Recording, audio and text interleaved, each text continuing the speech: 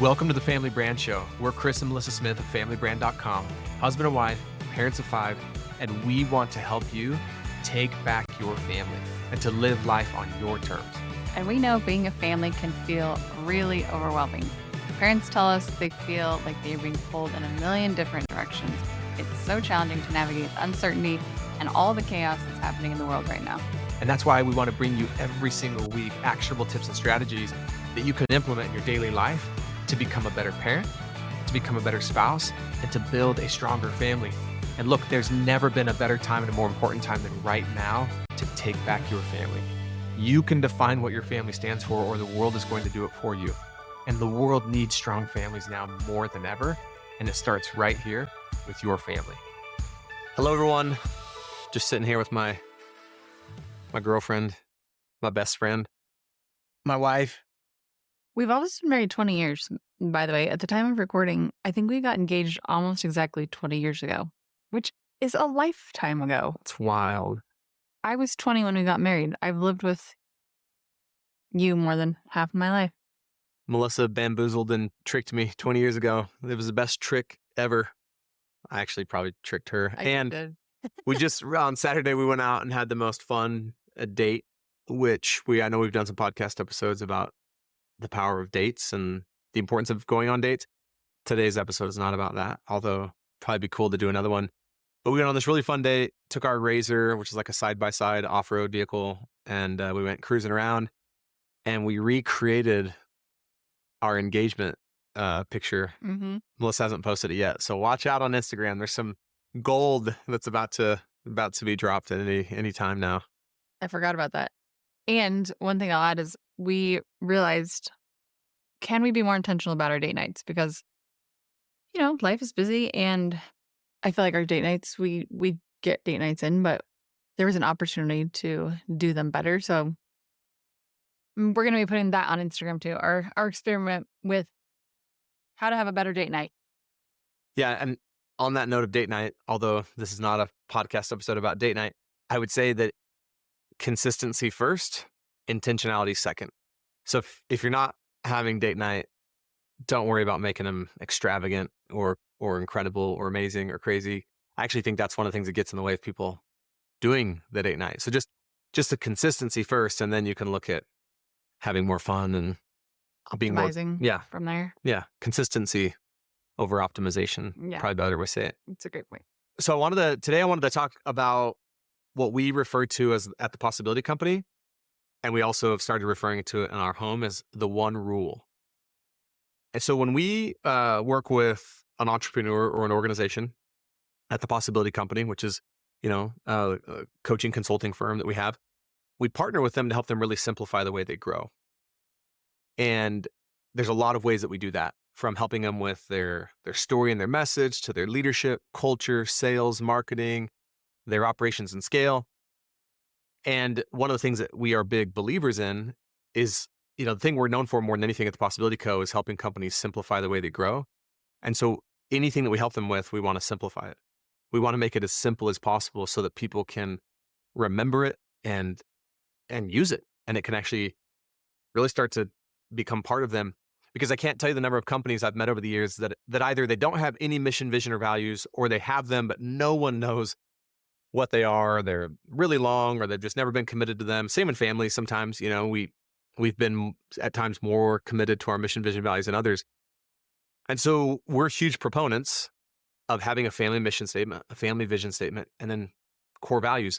In fact, that's what we teach in the Family Brand Academy. And we've helped, hundreds and hundreds of families at this point create their mission, vision, values. And we encourage families to memorize your mission, vision, values. And we have ours memorized as a family. And the same thing when we work with companies. And yet, one of the things that we've developed at the Psblty Company is, yes, you have these beautiful mission, vision, values, and you have it printed and designed in this thing that we create for our clients called their culture handbook. And if you forgot all of what was in here, if you could just remember the one rule, you'd still be fine. If you could just remember and live by the one rule, everything would be great. Like, you'd still be connected. You'd still be committed. You'd still have a culture of belonging.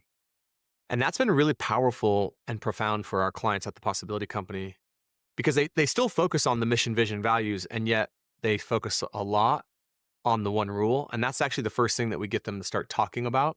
Like, kind of like we just talked about with date night, consistency, then optimization is, can we just talk about the one rule over and over and over until it really becomes part of us, until it's influencing our behavior and our way of being. And so I wanted to share that, the power of that, that whether you have an established mission, vision, values, or if you don't, just coming up with like what we call the one rule. And I don't want you to think about it like a really strict rule, like do or don't.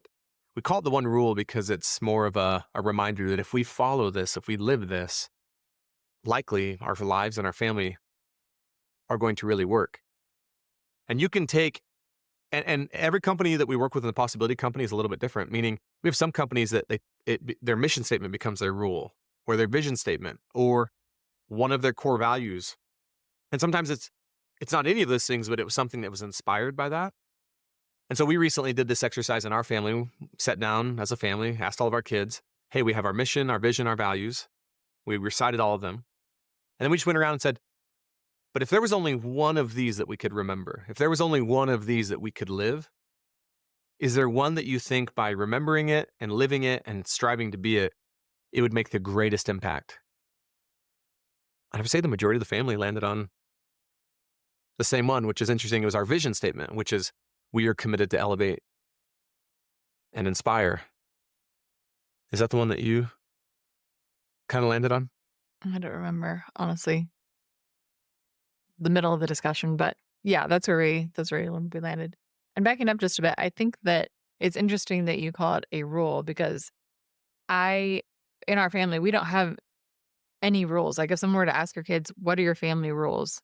I honestly don't know what they would say. I think they would say, we don't have any family What are rules. those? Which is kind of weird now as I'm sitting here thinking about it. Maybe not weird, but we have our family values, which I think drive behavior rather than having rules that you're supposed to adhere to. That's just kind of Yeah. different, I think. And if, by the way, you don't have to refer to it as a rule. You can call it the one thing or the one idea or the one belief.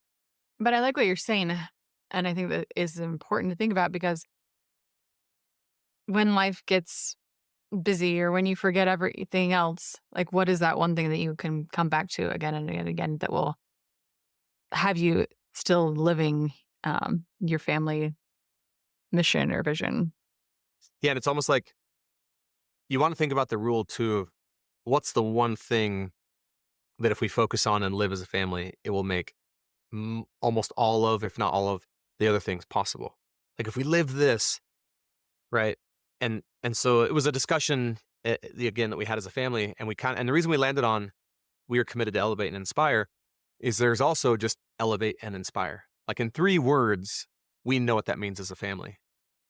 So it's like, man, if we really are committed to like elevate each other and lift each other up, and if we're committed to inspire each other and speak possibility into each other, if we lived those 2 things, it really kind of takes care of everything else that's important to us as a family. And I think that was just a kind of powerful realization in 3 words, elevate and inspire.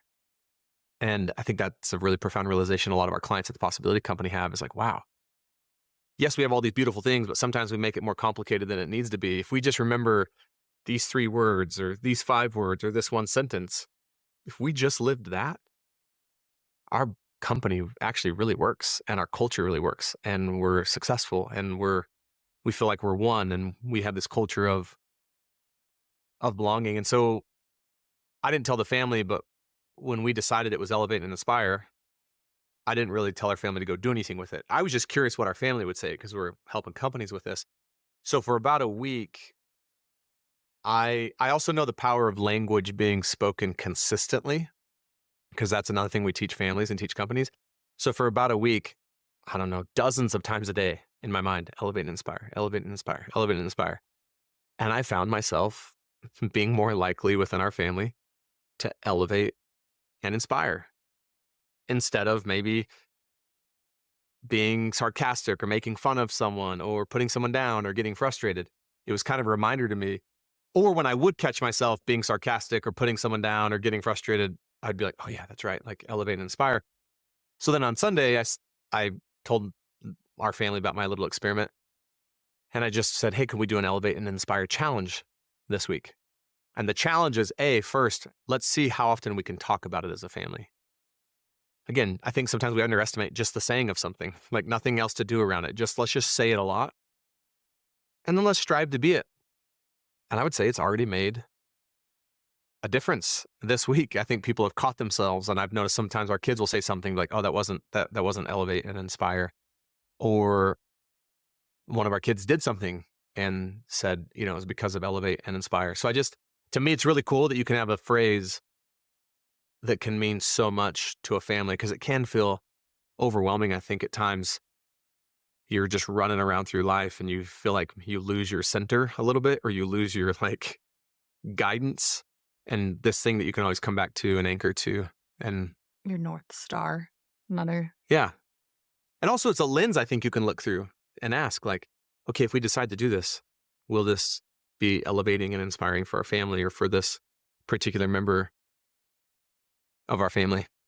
So if a family is listening and they already have, family values or family mission or vision statement, it sounds like what you'd recommend to get to this one rule. We'll just keep calling it a rule because that's what we've been calling it this episode. To get to that one rule, you can maybe look at what you already have and choose, is there one thing that kind of captures all of this? Yeah. But what if a family doesn't have any of that really defined yet? Yeah. So I would say, again, if you have some semblance of mission, vision, values, or some things you already say, try to think, okay, well, what's the one thing that might house the majority of this? If we just lived that means we're living all of these other things. That's a really kind of, and I think it usually becomes pretty obvious, oh, it's that one. If we lived that, we pretty much there's no way that we can't live all these other things if we're living that, right? It's like a forcing function. If you don't have any of that, then I would say choose it from a place of, well, how do we want to treat each other in our family? How do we want to show up for each other? Because one of the things that you'll hear Melissa and I talking a lot about in Family Brand is the most important thing that you can create in the culture of your home is a culture of belonging, where people really feel like they belong, or people really feel like they matter and they're accepted. You get that right, you've gotten 99.9% of it right. If we don't get that right, all the mission, vision, values in the world to some degree don't matter. And so that's one thing that when I was thinking about this as well, the rule, it's man, if we live this, not only will maybe we be more effective as a family, but we'll just be closer. We'll be more connected. We'll have more of that love and that belonging that I think every family wants. And we'll be more likely to create relationships that are going to last. Because I know that's something that's really important to Melissa and I don't want to have a situation where my kids get older, they grow apart from me or from us and don't want anything to do with us. And so what could we do? And so for us, man, if we elevate each other and inspire each other, we're going to have a culture of belonging in our home. We're going to feel connected. We're going to be kind to each other. We're going to love each other. We're likely going to be creating a foundation for relationships that are going to last someday.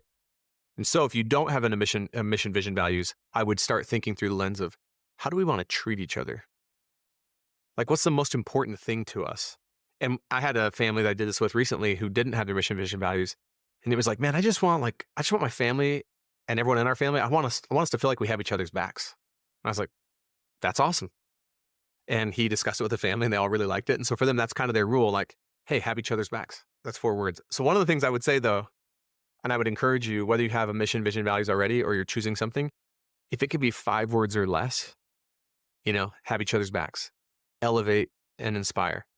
There's a likelihood that your family can remember it and you can remind each other. So I'd look through that lens of if you already have your mission, vision, values, what's the one thing that if we lived it makes everything else true? And if you don't, I would really start thinking what's most important to you as a parent and how you all treat each other, how you show up for each other, how you make each other feel. And then from that place, try to capture that in 3, 4, 5 words, a simple phrase. You could even have something like kindness matters, be kind.